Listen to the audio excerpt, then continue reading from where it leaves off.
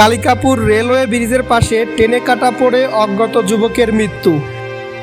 রাজবাড়ীর কালুখালী উপজেলার কালিকাপুর রেলওয়ে ব্রিজের পাশে টেনে কাটা পড়ে অজ্ঞাত এক যুবকের মৃত্যু হয়েছে।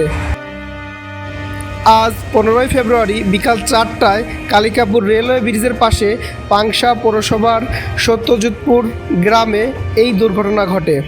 আচ্ছা, আমরা যাচ্ছি, ওই গাড়িওয়ালা কি হুইসেল দিল, তা দেখে যে এই সাথে ফাদু ওই সাথে যাচ্ছে, আর মানে দপের পড়ে গেছে।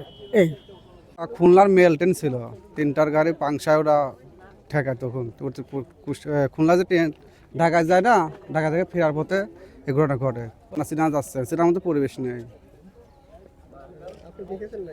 হ্যাঁ, দেখা তখন আমরা যখন এখান থেকে পরে তখন আমরা ওই পুলির কাছে ওখানে আমরা তখন দেখে যে ওখান থেকে বাড়ি খায় এই পারে এসে পড়ে। তখন সরজমিনে গিয়ে দেখা যায় এক অজ্ঞাত যুবকের লাশ দুমড়ে মুচড়ে রেল লাইনের মাঝে পড়ে রয়েছে।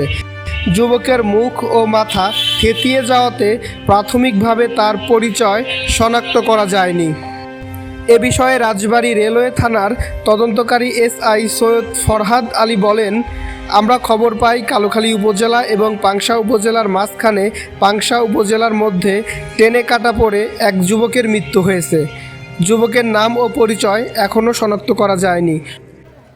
আমি 4টার দিক সংবাদ পেলাম 999 মাধ্যমে যে কালিকাপুর রেল ব্রিজের নিচে একটা লোক অ্যাক্সিডেন্ট করে মারা গেছে। ওই সংবাদের প্রেক্ষিতে আইছে ঘটনাস্থলে, অজ্ঞাত ব্যক্তিকে মৃত অবস্থায় পাই। এখন আমরা আমাদের হেফাজতে নিয়ে মর্গে প্রেরণ করব। মর্গের আনুষ্ঠানিক কার্যক্রম শেষে সৎকারের ব্যবস্থা হবে।